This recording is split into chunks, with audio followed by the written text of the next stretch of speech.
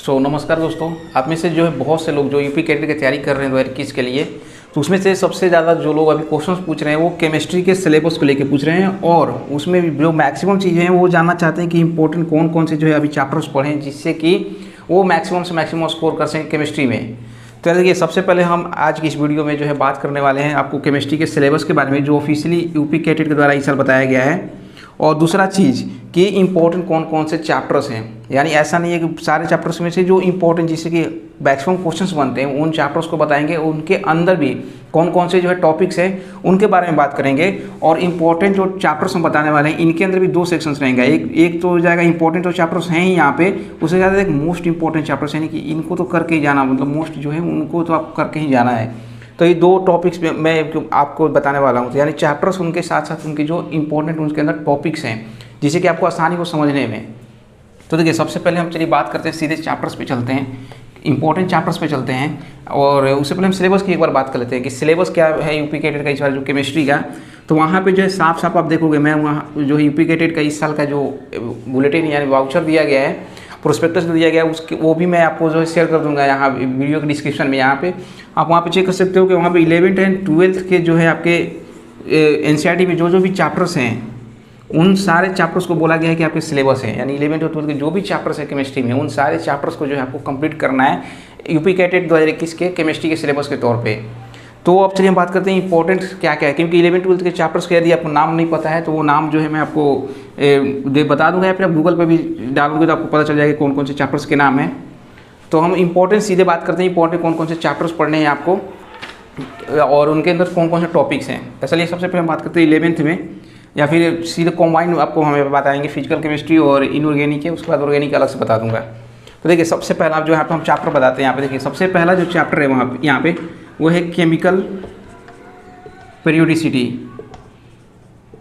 यानी periodic table भी आप सिंपल से बोल सकते हैं। पीरियोडिक टेबल वाले जो है पीरियोडिक टेबल जिसमें पढ़ते हैं इस चैप्टर को, तो ये चैप्टर जो है बहुत इंपॉर्टेंट चैप्टर है यूपी कैटेट के लिए। और इसके अंदर जी क्या क्या चीज़ें पूछा जाता है वो मैं बताता हूँ आपको कि कौन कौन से टॉपिक्स को इसमें ज़्यादा आपको ध्यान देना है। देखिए, यहाँ पे तो एक सीधे सी long form of periodic table जो मेंडलीव वाला पीरियोडिक टेबल है, इससे जो है क्वेश्चन पूछे जाते हैं।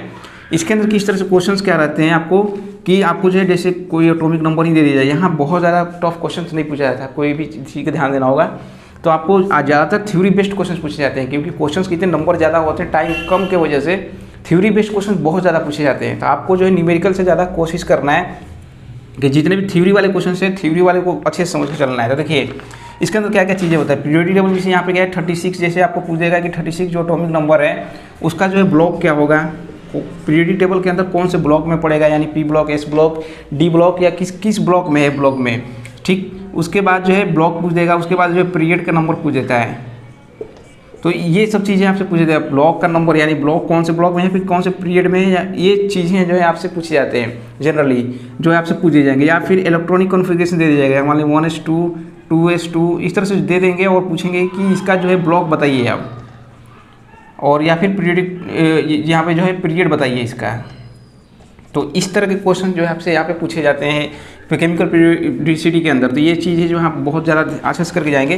और दूसरा जैसे इसके अंदर क्या है कि केमिकल पीरियोडिसिटी के अंदर ही क्या है, एटॉमिक साइज, एटॉमिक रेडियाई जो होता है, ये इससे भी क्वेश्चन जो है बहुत ज़्यादा एटॉमिक रेडियस, यानी जो आप एटॉमिक हिंदी में जो बोले तो परमाणु का जो ये रेडियस जो होता है उससे रिलेटेड जो है आपके क्वेश्चन पूछे जाते हैं। कौन सा बड़ा है साइज में, कौन सा छोटा है।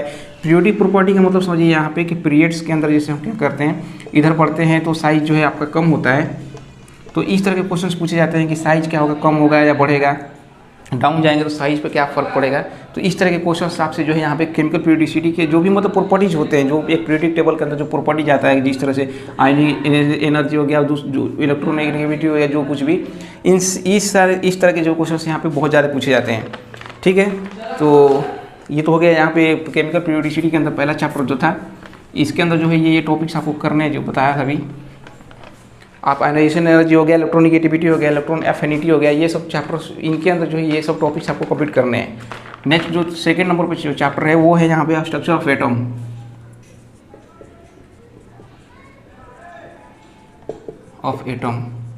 बहुत इंपॉर्टेंट चैप्टर यहाँ पे आप यहाँ पे समझ के चलिएगा। यहाँ पे देखिए क्वेश्चंस क्या क्या पूछा जाता है। यहाँ पे पहला तो डिस्कवरी वाला है, डिस्कवरी वाले क्वेश्चंस बहुत पूछे जाते हैं, खास करके यूपी में हो गया, बीसीसी के अंदर भी हो गए। इनमें डिस्कवरी वाले क्वेश्चंस बहुत पूछे जाते हैं कि कौन डिस्कवर किया था, न्यूट्रॉन का डिस्कवरी किसने किया था, इलेक्ट्रॉन का डिस्कवरी किसने किया था, एनोड कैथोड रेज का डिस्कवरी किसने किया था। फिर ये एनोड कैथोड रेज से क्वेश्चन भी पूछे जाते हैं, उनके प्रॉपर्टीज से रिलेटेड पूछे जाते हैं कि माइनस चार्ज होता है या फिर प्लस चार्ज होता है उसके अंदर, फिर किस से मतलब प्लस से निकलता है या फिर माइनस से निकलता है, ये भी पूछे जाते हैं। तो एनोड कैथोड की आपको जो है इनके डिस्कवरी किसने किया था, और साथ ही इनके प्रॉपर्टीज के बारे में आप पढ़ के चलेंगे। नेक्स्ट यहाँ पर देखिए इससे रिलेटेड और क्या क्वेश्चन पूछता है, एटॉमिक नंबर, ये बहुत इंपॉर्टेंट है। एटॉमिक नंबर, मास नंबर, ये सब बहुत क्वेश्चन पूछा जाता है इसमें। जैसे इस तरह से क्वेश्चन आपको दे दिया जाता है, जिस तरह से एक्स बना के दे दिया जाता है, यहाँ पे 56 देंगे, यहाँ पे 26 दे देते हैं। यहाँ पे आपसे पूछने लगते हैं कि यहाँ पे जो है बताइए एटॉमिक नंबर कितना है इसका, तो आप निकाल लेंगे यहाँ से। फिर प्रोटॉन का नंबर यहाँ पे पूछ दिया जाता है, न्यूट्रॉन का नंबर पूछ दिया जाता है, इलेक्ट्रॉन का नंबर पूछ दिया जाता है। तो इन दोनों के बेसिस पे ही आपको जो है कैलकुलेट करना होता है। तो इस तरह के क्वेश्चन जो है बहुत ज़्यादा पूछे जाते हैं, बहुत ज़्यादा इंपॉर्टेंट है ये चीज़, एटॉमिक नंबर, मास नंबर, जो चीज़ मैं बता रहा हूँ आपको। फिर एटॉमिक स्पीसीज, अब यहाँ पे देखिए इसके अंदर एटॉमिक स्पीसीज का मतलब क्या होता है, ये भी बहुत ज़्यादा यहाँ पे क्वेश्चन पूछे जाते हैं। एटॉमिक स्पीसीज वाले क्वेश्चन देखिए क्या है, आइसो इलेक्ट्रॉनिक वाला जो है, जैसे कि आइसो इलेक्ट्रॉनिक बहुत इंपॉर्टेंट। आइसो इलेक्ट्रॉनिक से हर साल क्वेश्चन हर एग्जाम में पूछे जाते हैं, न केवल यूपी कैटेगरी में बल्कि हर एग्जाम में पूछे जाते हैं। आइसो इलेक्ट्रॉनिक यानी जिनपे कि इलेक्ट्रॉन की संख्या जो होता है सेम होता है। तो ये चीज़ आइसो इलेक्ट्रॉनिक हो गया, आइसोटोप्स हो गए, फिर आइसो बार।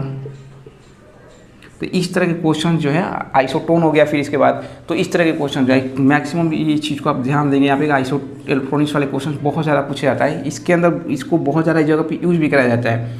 जैसे एक तो जो हो गया इलेक्ट्रॉनिक कॉन्फ़िगरेशन वाले में जो आयनाइजेशन एनर्जी हो गया, उसके अंदर भी आयनाइजेशन एनर्जी चेक करते हैं, उसके अंदर भी चेक आपसे इलेक्ट्रॉनिक आइसो इलेक्ट्रॉनिक वाला चीज़ किया जाता है। फिर एटॉमिक साइज के बेसिस पे इसमें क्वेश्चन पूछा जा रहा है, तो आपको ये वाला कंसेप्ट क्लियर होगा आइसो इलेक्ट्रॉनिक वाला। तो आप एटॉमिक साइज वाला भी जो रेशियो जो चूज करना होता है आपको, बहुत सारे क्वेश्चन पूछे जाते हैं, तो वो भी चीज़ें जो है आप आसानी से कर सकते हैं। तो ये सब जो टॉपिक्स हैं, मैं इन चैप्टर्स के अंदर जो है मैं इंपॉर्टेंट जो टॉपिक्स बता रहा हूँ, इनको जो है आप बहुत अच्छे से करके जाएंगे। अब हो सकता है बहुत सारे लोग पूछेंगे कि जो है इनसे रिलेटेड जो क्वेश्चन जो आप टॉपिक बता रहे हैं इसका क्वेश्चन स्पेशली कहाँ मिलेगा। तो देखिए आप बहुत सारे बुक्स आते हैं, उनके अंदर भी आप जो है मतलब मिल सकता है, या फिर आप चाहो तो केमिस्ट्री का जो है मैं ऑलरेडी जो है केमिस्ट्री के लिए जो है कोर्सेज हम लोग ऑलरेडी डाल चुके हैं MCQ क्वेश्चंस के, जिसमें कि आपको चैप्टर वाइज जो है चैप्टर्स के जैसे चैप्टर तो होंगे, उसके अंदर जो टॉपिक वाइज, जिस तरह से मैं टॉपिक बता रहा हूँ, टॉपिक वाइज जो है बहुत सारे क्वेश्चन दिए हुए हैं। तो आप चाहो तो वो भी जो है हमारे ऐप के अंदर जाके परचेज कर सकते हो और वहाँ से जो है प्रैक्टिस कर सकते हैं। चलिए नेक्स्ट हम बात करते हैं। नेक्स्ट जो चैप्टर यहाँ पे वो है देखिए मोल कंसेप्ट वाला है। जैसे केमिकल अर्थमेटिक्स के अंदर जो है होता है बहुत सारे टॉपिक्स हैं, लेकिन मोल इसके अंदर जो होता है, फिर मोलारिटी, नॉर्मालिटी हो गया। तो इस तरह के क्वेश्चन बहुत ज़्यादा पूछे जाते हैं। मोल वाले जो है आपको बहुत आना चाहिए, फिर मोलारिटी आना चाहिए। मोलारिटी को नॉर्मालिटी में भी कन्वर्ट करके कई जगह पूछा जाता है, जैसे H2SO4 हो गया। वैसे ये सब सोल्यूशन के क्वेश्चन हैं, लेकिन सोल्यूशंस के अंदर बहुत ज़्यादा क्वेश्चन नहीं होते हैं, कुछ एक टॉपिक्स हैं, जो इसीलिए मैं यहाँ पे आपको बता देता हूँ कि H2SO4 हो गया। जैसे H2SO4 यहाँ पे बोला जाएगा कि इसका 1m है, तो वो नॉर्मलिटी कितना होगा। तो यहाँ पर नॉर्मलिटी के लिए जो 2 से मल्टीप्लाई कर देते हैं, हम आपको पता होना चाहिए कि H2SO4 से जितना आयन से H+ निकलेगा वहाँ से, तो उतना से मल्टीप्लाई कर देते हैं, 2n हो जाएगा यहाँ पे। तो इस तरह के क्वेश्चन आपसे मोलारिटी नॉर्मलिटी वाले भी क्वेश्चन बहुत ज़्यादा पूछे जाते हैं। ये जो सॉल्यूशंस वाले हैं, तो ये मोलारिटी नॉर्मलिटी ये सब चीज़ें आप बहुत ज़्यादा बढ़िया से करके जाएंगे। नेक्स्ट बहुत ज़्यादा इंपॉर्टेंट चैप्टर मैं बता रहा हूँ, नेक्स्ट बहुत, इसको तो आपको छोड़ के कभी नहीं जाना है, वो है केमिकल बॉन्डिंग। आप कोई भी एग्जाम देते होंगे, आपको पता होना चाहिए कि केमिकल बॉन्डिंग से बहुत ज़्यादा क्वेश्चन पूछे जाता है।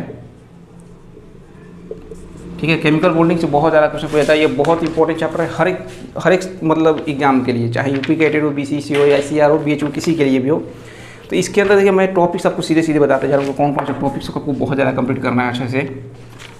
तो देखिए इसके अंदर क्या क्या है, सबसे पहले टाइप्स ऑफ बॉन्ड आपसे पूछ दिया जाता है। टाइप्स ऑफ बॉन्ड वाले क्वेश्चन बहुत सिंपल क्वेश्चन पूछे जाते हैं, इसलिए मैं बता रहा हूँ टाइप्स ऑफ बॉन्ड वाले पूछे जाते हैं। जैसे इसके अंदर जो है कोवैलेंट बॉन्ड कौन सा है, चूज करने को आपसे पूछ दिया जाएगा। 4 ऑप्शंस दे देंगे, उसमें से पूछेंगे कि किसके अंदर जो है कोवैलेंट बॉन्ड है। फिर जो होता है कोवैलेंट बॉन्ड, इलेक्ट्रोवैलेंट बॉन्ड को किसके अंदर है, कोऑर्डिनेट बॉन्ड किसके अंदर है, जिसको डेटिव बॉन्ड भी बनते हैं। तो इस तरह से टाइप्स ऑफ बॉन्ड वाले क्वेश्चन पहला नंबर हो गया, क्योंकि टाइप्स ऑफ बॉन्ड वाले क्वेश्चन पूछ देंगे, डायरेक्टली आपको ऑप्शन दे दिया जाता है, वो पूछ देंगे किसके अंदर कोवैलेंट बॉन्ड है, किसके अंदर नहीं है, या फिर 4 ऑप्शन दे देंगे, पूछ देंगे किसके अंदर कोऑर्डिनेट बॉन्ड है, किसके अंदर नहीं है। तो इस तरह के क्वेश्चन आपको टाइप्स ऑफ बॉन्ड वाले आपको आना चाहिए। नेक्स्ट यहाँ पर देखिए इसी से रिलेटेड और क्या है, फिर इसके अंदर क्या पूछता है, डाइपोल वाले क्वेश्चन। डाइपोल मूवमेंट वाले क्वेश्चंस पूछे जाते हैं। तो डाइपोल मूवमेंट आपको पता होना चाहिए, डाइपोल वाला जो क्वेश्चंस होते हैं, जैसे यहाँ पे कि ये हो गए कार्बन हो गया है, जैसे कि किसके अंदर जो है मैक्स, एक तो मान लीजिए यहाँ पे Cl लगा हुआ है, तो एक दूसरे को कैंसिल कर देंगे तो जीरो डाइपोल। तो इस तरह से क्वेश्चन पूछते हैं कि किसके अंदर जीरो डाइपोल है या फिर किसके अंदर मैक्सिमम डाइपोल शो किया जा रहा है। तो ये सब क्वेश्चन हो गए डाइपोल के अंदर पूछे जाते हैं। फिर नेक्स्ट है फजान्स रूल वाले क्वेश्चन पूछे, फजान से पूछे जाते हैं। एक्चुअली फजान रूल से जो है आपको कोवेलेंट कैरेक्टर आप चूज कर पाते हैं, बता पाते हैं। तो फजान्स रूल वाले क्वेश्चन पूछे जाते हैं। पोलराइजेशन हो गया, कौन ज़्यादा पोलराइज कर सकता है, एटॉमिक साइजेज के बेसिस पे होते हैं, ये एनायन कैटायन के चार्जेस के बेसिस पे होते हैं। तो फजान रूल वाले क्वेश्चन होते हैं। फिर इसके अंदर देखिए मोस्ट इंपॉर्टेंट एक और बात बता रहा हूँ यहाँ पे, इसके अंदर यानी केमिकल बॉन्डिंग के अंदर जो मोस्ट इंपॉर्टेंट हाइब्रिडाइजेशन, इससे तो हर साल ही क्वेश्चन होता है। हाइब्रिडाइजेशन यानी कि कौन सा हाइब्रिडाइजेशन, यहाँ पे देखिए दोनों चीज़ें पूछा जाता है, तो sp2 है, sp3 है, इस तरह से आपको पूछा जाएगा। दूसरा आपको कि ये ट्राइंगुलर बोलेंगे या टेट्राइन के नाम भी पूछे जाए, ट्राइंगुलर कुछ बोलेंगे या फिर टेट्राहेड्रल बोलते हैं। तो इस तरह के क्वेश्चन हाइब्रिडाइजेशन वाले जो है क्वेश्चन आपसे बहुत ज़्यादा पूछे जाते हैं। तो आप हाइब्रिडाइजेशन केमिकल बॉन्डिंग में खास करके इस चीज़ को जो आप बहुत अच्छे से करके जाएंगे हाइब्रिडाइजेशन को। इसके अंदर जो स्ट्रक्चर वाला है, साथ ही साथ ये फिगर दे दिए जाएंगे, क्वेश्चन सबसे पूछ दिए जाते हैं, फिगर देके कि किसके अंदर कौन सा जो हाइब्रिडाइजेशन बताइए या फिर उनके जो कौन सा स्ट्रक्चर है, स्ट्रक्चर बताइए।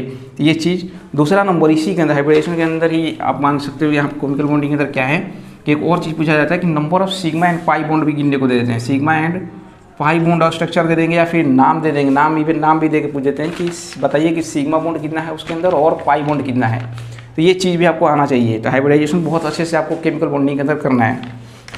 नेक्स्ट इसी के अंदर जो है इसे बहुत ज़्यादा इंपॉर्टेंट, लेकिन इसको भी देख के जाना है आपको। MOT क्या है भी, SEPR जो थ्योरी है, इससे भी रिलेटेड क्वेश्चन पूछे जाते हैं। तो इस चीज़ को भी जो आप अच्छे से करके जाएंगे, ठीक है। फिर जो कि यहाँ पे है रेजोनेंस वाले जो क्वेश्चन होते हैं, ठीक, रेजोनेंस वाले जो क्वेश्चन है इनको जो है आप अच्छे से करके जाएंगे, ठीक है। ऐसे क्वेश्चन को जो है आपको अच्छे से करना है। नेक्स्ट हम बात करते हैं इसी के अंदर एक स्ट्रक्चर ऑफ एटम जो था। स्ट्रक्चर ऑफ एटम में एक और टॉपिक है जिसको कि आपको बहुत ज़्यादा अच्छे से करना है। एटॉमिक स्ट्रक्चर के अंदर जो टॉपिक वो है क्वांटम नंबर वाला क्वेश्चन। आप देखेंगे कि हर साल लगभग ये क्वेश्चन पूछे जाते हैं, चाहे कोई भी एग्जाम हो। तो क्वांटम नंबर के देखिए अंदर आपको मालूम होगा 4 क्वांटम होता है, प्रिंसिपल क्वांटम, एजीमुथल क्वांटम जो होते हैं, इसे क्वेश्चन स्पिन और मैग्नेटिक। तो इनके अंदर जो है देखिए सबसे पहले ज़्यादातर मैक्सिमम जो क्वेश्चन पूछा जाता है क्या है, आपको जो है N जो है L M एंड S का जो है यहाँ पे वैल्यू कुछ दे दिया जाएगा। मैक्सिमम क्वेश्चन इसी तरह का बनता है, इसके वैल्यू दे दिए जाते हैं 2, 3, 5 मान लीजिए या 0 कुछ भी दे दिया जाता है। उसके बाद पूछा जाता है कि कौन सा जो है मतलब कोई भी एटम या फिर कोई 4 ऑप्शन में से कि कौन सा जो है इसमें पूछा जाता है कि कौन सा वैलिड है या कौन सा वैलिड नहीं है। NLM के चीज़ें 4 अलग अलग दे देंगे, मतलब हर एक में ऑप्शन 1 में कुछ दे देंगे, 2 में कुछ दे देंगे, बोले कौन सा पॉसिबल है कौन सा पॉसिबल नहीं है। मैक्सिमम क्वेश्चन क्वांटम नंबर में इसी से पूछा जाता है। तो इसके बहुत ही सिंपल सा ट्रिक है और एक बहुत ही सिंपल सा कंसेप्ट है। आप बोलोगे तो जो है मैं मतलब क्वांटम नंबर या इस तरह के जो शॉर्ट जो नोट्स टाइप के हैं इनके जो है मैं वीडियो भी बना दूंगा किस तरह से क्या है। अगर आपको चाहिए तो आप जरूर कमेंट करना। तो क्वांटम नंबर एक एटॉमिक स्ट्रक्चर के अंदर आप ऐड कर लेना कि क्वांटम नंबर को आपको ध्यान देना है। ये फिर हो गए केमिकल बॉन्डिंग तक हो गए। फिर उसके बाद था इक्विलिब्रियम। नेक्स्ट चैप्टर इक्विलिब्रियम से भी क्वेश्चन पूछे जाते हैं। तो देखिए इक्विलिब्रियम के अंदर 2 चैप्टर्स मतलब 2 टॉपिक्स हो जाएंगे। एक तो हो जाएगा केमिकल और दूसरा जो हो जाएगा वो है आयोनिक, ठीक। अब देखिए हम केमिकल के अंदर बात करते हैं। केमिकल इक्विलिब्रियम के अंदर जो हम बात करें तो इसके अंदर देखिए जनरली जो है आपको केमिकल इक्विलिब्रियम आपको Kc निकालने को दे देता है, जिससे फॉर्मूला आपको प्रोडक्ट का कंसंट्रेशन और यहाँ पे जो है आपको रिएक्टेंट का कंसंट्रेशन वाला गुना करके Kc से निकाल सकते थे। दूसरा जो यहाँ पे पूछा जाता है Kc एंड Kp में रिलेशन पूछा जाता है, ठीक। तीसरा जो इसी के अंदर क्वेश्चन पूछा जाता है, सिंपल ही होते, बहुत ज़्यादा भारी नहीं होते। तीसरा जो है यहाँ पे आपसे कंसंट्रेशन को कुछ बढ़ाएंगे घटाएंगे तो क्या फर्क पड़ेगा Kp पे या फिर Kc पे, इस तरह के क्वेश्चन पूछे जाते हैं, ठीक है। तो इस तरह से हो गए। और लास्ट इसके अंदर जो है वो है ली-चाटलर्स प्रिंसिपल। ली-चाटलर्स प्रिंसिपल वाला वही एक्चुअली वही है कि कंसंट्रेशन को जो है आप वहाँ पे पूछा जाता है प्रेशर बढ़ाएंगे तो एक्चुअली में जो है प्रोडक्ट बढ़ेगा या फिर घटेगा या फिर रिएक्शन जो है फॉरवर्ड जाएगा या फिर बैकवर्ड जाएगा, इस तरह के क्वेश्चन पूछे जाते हैं। तो ये जो है ली-चाटलर्स प्रिंसिपल वाला है। तो इस तरह के क्वेश्चन जो है पूछे जाते हैं केमिकल इक्विलिब्रियम के अंदर।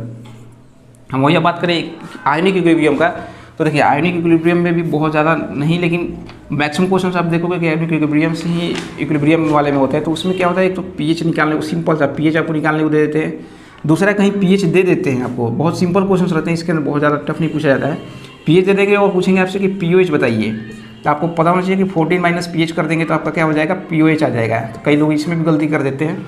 तो ऐसे पीएच पीओएच वाला क्वेश्चन निकालने को आ जाएगा, पीएच वाला माइनस लॉग जो लेके H पर कंसंट्रेशन हम करते हैं। तो ये सबसे सिंपल वाला क्वेश्चन, मतलब ये क्वेश्चन मैक्सिमम पूछे जाते हैं इस तरह के।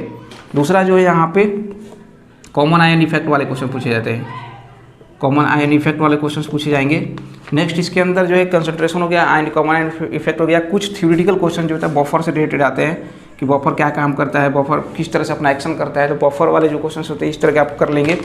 फिर एसिड एंड बेस वाले जो है, एसिड एंड बेस के यहाँ पे आपको जो है निकालने को ये पूछ देते हैं कि एसिडिटी बेसिडिटी का ऑर्डर बताइए। यानी 4 आपको दे देंगे, 4 कंपाउंड दे देंगे, आपको मॉलिक्यूल दे देंगे, वो पूछेंगे कि कौन सा ज़्यादा एसिडिक है, कौन सा कम एसिडिक है। यानी अम्लीय क्षार का जो है एक आपको वो बताना होगा वहाँ पे, एक लाइन से बताना होगा कौन सबसे ज़्यादा है, कौन कम से सबसे कम है।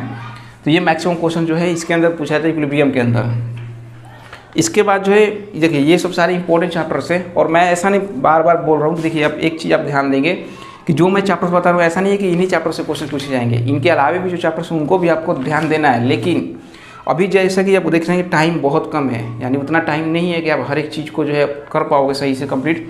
तो अभी का जो समय है उसके अंदर मतलब इतने कम समय में जो चैप्टर्स मैं बता रहा हूँ इसको तो आपको करके ही जाना चाहिए। नेक्स्ट है फिर इन्वायरमेंटल केमिस्ट्री, ये सब चैप्टर बहुत इंपॉर्टेंट है। दूसरे एग्जाम्स में तो उतना नहीं पूछे जाते हैं, लेकिन यूपी कैटेड हो गए और बीसीसी हो गए, इनके अंदर जो है बहुत ज़्यादा पूछे जाते हैं। ऐसा इसलिए भी है क्योंकि देखो इसके अंदर जो थ्योरी वाले जो क्वेश्चंस होते हैं बहुत ज़्यादा बनते हैं। और आप यूपी कैटेड बीसीसी के अंदर देखते होंगे कि क्वेश्चन जो न्यूमेरिकल क्वेश्चंस कम होते हैं, थ्योरेटिकल क्वेश्चन ज़्यादा होते हैं, क्योंकि टाइम भी एक तो टाइम कम होता है, क्वेश्चंस के नंबर ज़्यादा होते हैं। इसके वजह से जो है थ्योरेटिकल क्वेश्चंस को आपको भी जो है ज़्यादा फोकस करना है बजाय न्यूमेरिकल के। तो इन्वायरमेंटल केमिस्ट्रीज हो गए, और फिर जो है एस एंड पी ब्लॉक से जो है क्वेश्चन पूछे जाते हैं। इस दोनों के अंदर ही जो है क्वेश्चन ये आपको करके चलना है, S block and P block. Generally जो है एस ब्लॉक पी ब्लॉक के जो क्वेश्चंस होते हैं वो आपके पीरियोडिक टेबल में या फिर केमिकल बॉन्डिंग में जनरली कंप्लीट हो जाते हैं। तो मैक्सिमम आप कोशिश करिएगा कि एस ब्लॉक पी ब्लॉक भी देख लें, लेकिन कोशिश करिएगा इन दोनों को कंप्लीट करेंगे तो ज़्यादातर क्वेश्चन इसके हो जाते हैं। और इन्वायरमेंटल केमिस्ट्री को भी आपको ध्यान देकर चलना है। तो ये तो हो गए कुछ 11th वाले चैप्टर्स। कुछ 12th वाले आप चैप्टर्स देखते हैं। ऑर्गेनिक मैं लास्ट में आपको बताऊंगा ऑर्गेनिक, क्योंकि ऑर्गेनिक का कोई अलग लेसन नहीं पढ़ना है, सब वो जुड़े रहते हैं एक दूसरे से चैप्टर्स। तो देखिए इसके अंदर जो सॉलिड स्टेट,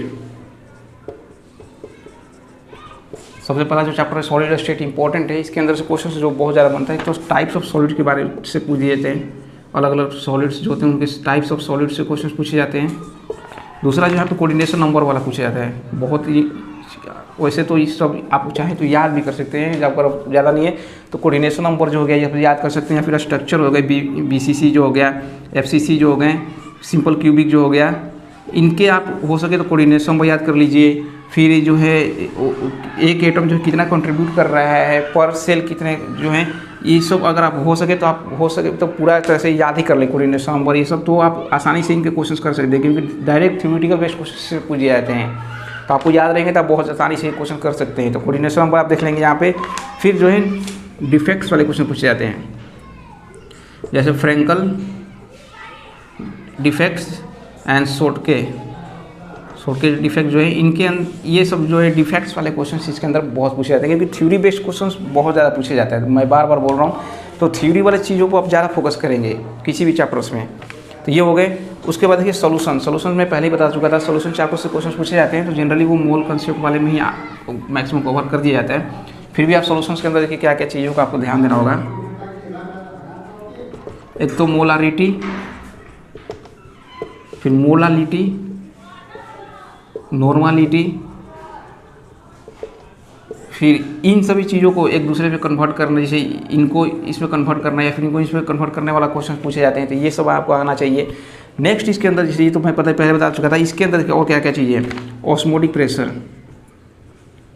निकालने का जनरली पूछा जाता है, या फिर elevation elevation in boiling point हो जाएगा, और यहाँ पे फ्रीजिंग में फ्रीजिंग पॉइंट में जो गिरावट हो जाएगा यहाँ पे फ्रीजिंग पॉइंट, तो डिप्रेशन यहाँ पे बोलते हैं डिप्रेशन इन फ्रीजिंग पॉइंट।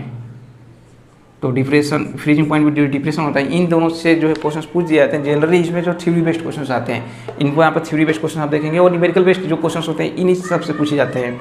बहुत ज़्यादा टफ नहीं आता ये, उसमें डिप्रेशन से भी जो है न्यूमेरिकल बेस्ड क्वेश्चन पूछ जाते हैं, फिर फॉर्मूला भी डायरेक्टली पूछ जाता है।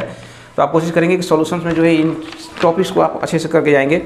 नेक्स्ट है यहाँ पे केमिकल काइनेटिक्स। नेक्स्ट जो चैप्टर आपको ध्यान देना वो केमिकल काइनेटिक्स, ठीक है। तो केमिकल काइनेटिक्स के अंदर देखिए सबसे पहले हम बात करते हैं, यहाँ पे जो क्वेश्चन पूछा जाता है वो रेट ऑफ रिएक्शन से पूछा जाता है। बहुत ज़्यादा भारी नहीं होता, रेट ऑफ रिएक्शन से क्वेश्चन पूछे जाते हैं। तो हमारे कोर्सेज के अंदर तो ऑलरेडी जो है बहुत क्वेश्चन दिया हुआ है रेट ऑफ रिएक्शन से, इससे प्रैक्टिस कर लेंगे तो बहुत कंप्लीट हो जाएगा अच्छे से। नेक्स्ट है rate law and rate constant,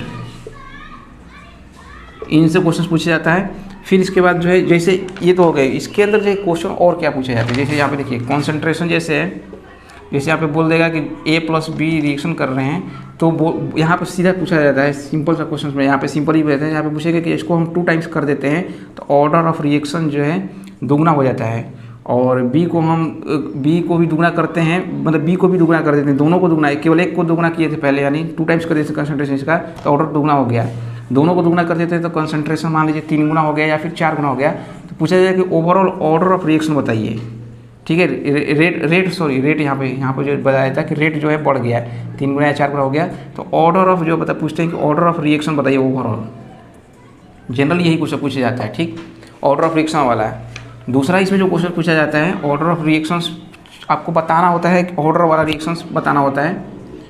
generally आपको फार्मूला दे देंगे यहाँ पे, उसको जाएगा जोड़ने के बाद molecularity and order of reactions पूछे जाएंगे। दूसरा चीज़ है यहाँ पे जो है हाफ लाइफ वाला क्वेश्चन पूछा जाता है। हाफ लाइफ जो है कितने समय के बाद, मतलब हाफ लाइफ के बाद कितने वो बचेगा, यानी कोई चीज़ रिएक्शन कर रहा है, मान लीजिए ए अमाउंट है तो हाफ लाइफ में कितने समय के बाद जो हाफ लाइफ आएगा उसका, इस तरह के क्वेश्चन पूछे जाते हैं। जनरली न्यूक्लियर केमिस्ट्री वाले जो क्वेश्चन होते हैं आपको 1/2 वाला जो फॉर्मूला लेके करते हैं हम लोग, तो इससे जो है क्वेश्चन आराम से इसको कर सकते हैं। तो हाफ लाइफ वाला जो है क्वेश्चन आपको यहाँ पे ज़्यादातर देख के चलना है। दूसरा जो है कि डिफरेंट ऑर्डर ऑफ रिएक्शंस होते हैं, जैसे 0 ऑर्डर हो गया, फर्स्ट ऑर्डर हो गया, सेकंड ऑर्डर हो गया, तो उसके फार्मूला ही पूछा जाता है कि हाफ लाइफ का फार्मूला क्या होगा।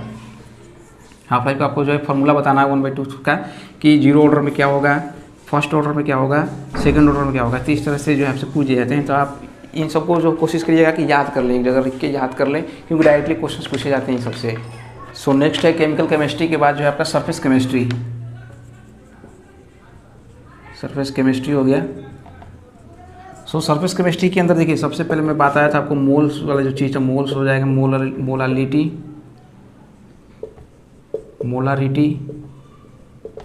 नॉर्मालिटी। तो इस तरह के जो क्वेश्चन आपसे पूछे जाएंगे। जनरली इसमें कन्वर्जन वाले भी क्वेश्चन पूछे जाते हैं कि दोनों के अंदर क्या है, जैसे H2SO4 वाला जो मैं आपको एग्जांपल दिया था, तो उस तरह के क्वेश्चन पूछे जाते हैं।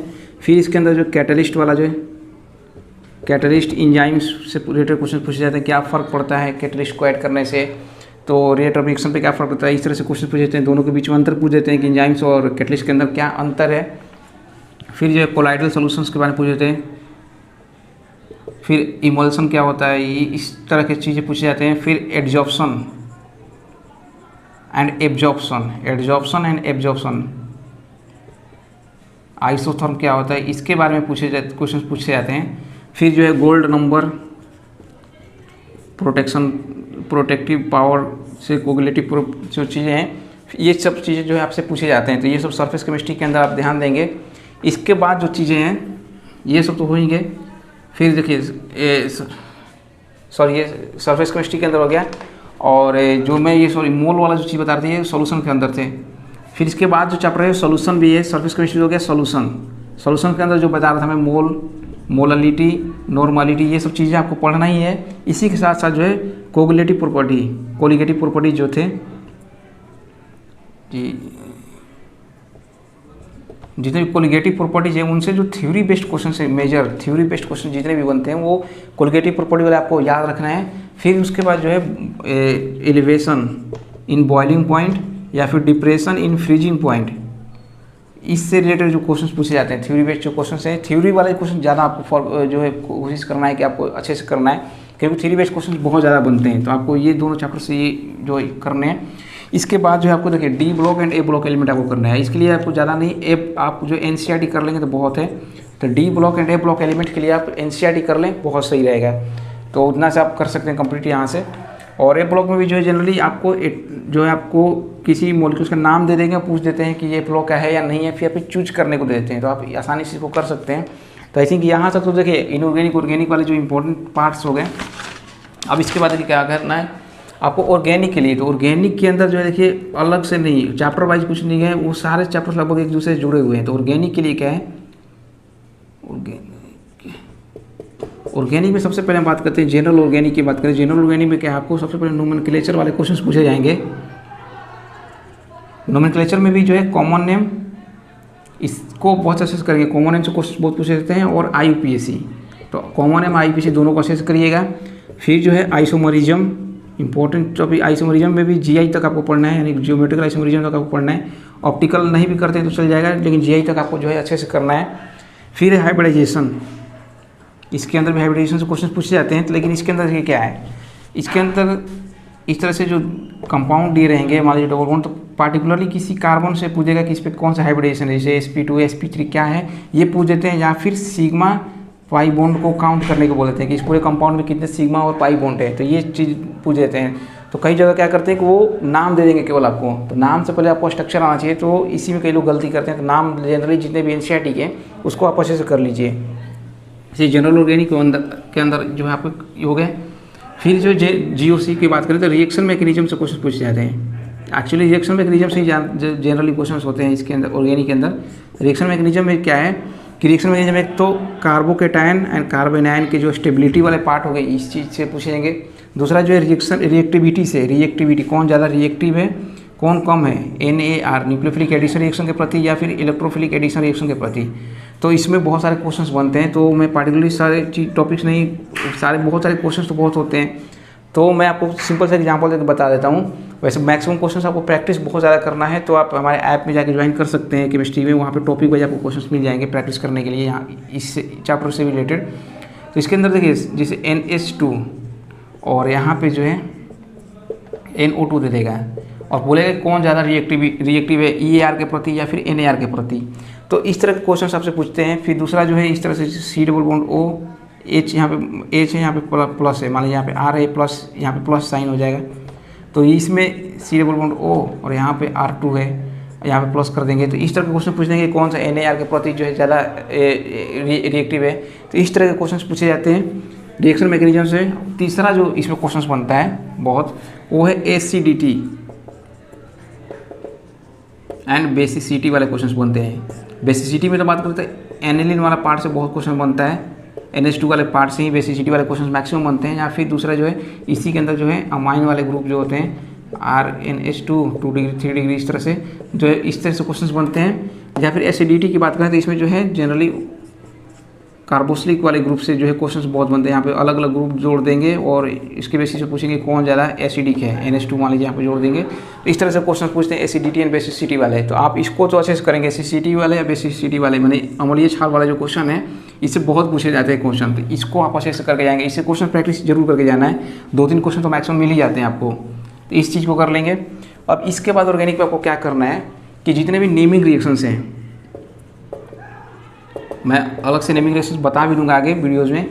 नेमिंग रिएक्शंस के जितने भी क्वेश्चन, नेमिंग रिएक्शन जितने भी NCERT में हो, उनको आप एक जगह कॉपी पर लिख के उसको बल्कि हो सके तो आप याद कर लीजिएगा, समझ लीजिएगा, या फिर याद जरूर कर लीजिएगा, क्योंकि डायरेक्टली क्वेश्चन पूछे जाते हैं। जैसे हुड्स रिएक्शन क्या है, कोल्बेज रिएक्शन क्या है, तो इस तरह के जो है क्वेश्चन, आयोडोफॉर्म टेस्ट कौन देगा कौन नहीं देगा, एल्कोहल एल्डिहाइड, इस तरह के जो क्वेश्चन है इनके अंदर जो है नेमिंग जो है हुड्स रिएक्शन जो हो गए, तो इनसे क्वेश्चन बहुत ज़्यादा पूछे जाते हैं। तो नेमिंग रिएक्शंस को आपको अच्छे से करना है। और दूसरा जो है डिस्टिंग्विश किस तरह से करेंगे, मतलब दो को अलग अलग हम कैसे करेंगे। जैसे कि अल्कोहल है तो 1 degree primary alcohol, secondary alcohol जैसे बात करें तो इनको हम अलग कैसे करेंगे। या फिर अमाइंस है तो अमाइंस में भी 1 degree 2 degree primary secondary tertiary amine जो इनको अलग कैसे करेंगे। फिर aldehyde alkane, alkene and alkyne, इनको जो हम कैसे अलग करेंगे, तो इससे रिलेटेड भी क्वेश्चन पूछे जाते हैं। सिंपल ही होते हैं, लेकिन इसके अंदर जो है रिएजेंट सी डायरेक्ट पूछेंगे कौन सा रिएजेंट यूज करेंगे तो हम जो है ये अलग हो सकते हैं। तो ये सब क्वेश्चन जो है ऑर्गेनिक के अंदर जो है इंपॉर्टेंट टॉपिक्स है जिनको कि आपको अच्छे से करके जाना है। इनके अंदर रिएक्टिविटी वाले क्वेश्चन आपको ज़्यादा करना है, एसिडिटी एंड बेसिसिटी वाला करना है, और जो चैप्टर्स में बताया था बायोमोलिक्यूल्स वाले जो थे, पॉलीमर्स बायोमोलिक्यूल्स, इनको ऑर्गेनिक के लिए आपको अच्छे से करके जाना है। तो ये सब तो इंपॉर्टेंट चैप्टर्स हो गए। इसी के साथ मेजर जो मोस्ट इंपॉर्टेंट जो मैं बता रहा था आपको, तो इसके अंदर जो है आपको पीरियोडिक टेबल वाला जो चैप्टर है उसको करना है, केमिकल बॉन्डिंग, एटॉमिक स्ट्रक्चर, आप हो सकता है लिख लीजिएगा ये सब चैप्टर्स, एटॉमिक स्ट्रक्चर, फिर जो है बायोमोलिक्यूल्स, फिर हो जाएगा पॉलीमर्स, ठीक, फिर हो जाएगा इन्वायरमेंटल केमिस्ट्री, फिर हो जाएगा इसके अंदर जो है सरफेस केमिस्ट्री, क्योंकि इससे जो थ्योरी वाले क्वेश्चंस बहुत ज़्यादा बनते हैं, तो इनसे क्वेश्चंस भी बहुत ज़्यादा पूछा जाता है। सॉल्यूशंस एंड मोल कंसेप्ट, हो सके तो मोल कंसेप्ट को अच्छे से देख लीजिएगा। तो ये सब जो है इंपॉर्टेंट है, आपको एक हफ्ते पहले, एटलीस्ट एग्जाम से एक हफ्ते पहले इन टॉपिक्स को तो बहुत बार करके जाना है। तो ये सब जो है मेजर इंपॉर्टेंट चैप्टर्स हैं, और बाकी सारे जो चैप्टर्स में बताया था वो तो इंपॉर्टेंट चैप्टर्स हो गए, तो उनको तो करना ही है। और ऐसा नहीं है कि इनके अलावे आपको चैप्टर्स नहीं पढ़ने, इनके अलावे भी चैप्टर्स आप जो है, आपको टाइम है तो आप जरूर पढ़ें, लेकिन इनको बहुत ज़्यादा आपको जो है ध्यान देना है यूपी कैटेट 2021 के लिए। तो आई होप कि आपको सभी को समझ में आ गया होगा। और जो है अभी भी जिनको क्वेश्चन अब समझ में आएगा कि क्वेश्चन कहाँ से मिलेगा, टॉपिक वाइज जो मैं टॉपिक बता दिया हूँ, तो क्वेश्चन के लिए आप जो हमारा ऐप BHU एग्रीकल्चर का जो ऐप है उसका लिंक आपको जो है इस वीडियो के डिस्क्रिप्शन में मिल जाएगा। वहाँ से जो है जहाँ जाके आप डाउनलोड करके जो है उसके अंदर जो है केमिस्ट्री के जो 3000+ क्वेश्चन हैं उसके अंदर, दोनों ही लैंग्वेज में, यानी हिंदी इंग्लिश दोनों में 3000+ क्वेश्चन हैं, तो आप वहाँ से जाके जो है लेके के और वहाँ से प्रैक्टिस कर सकते हैं। तो और इस बीच यदि कोई आपको प्रॉब्लम भी होता है तो आप जो है डिस्क्रिप्शन में दिए नंबर पे जो है आप हमसे कॉल करके बात कर सकते हैं।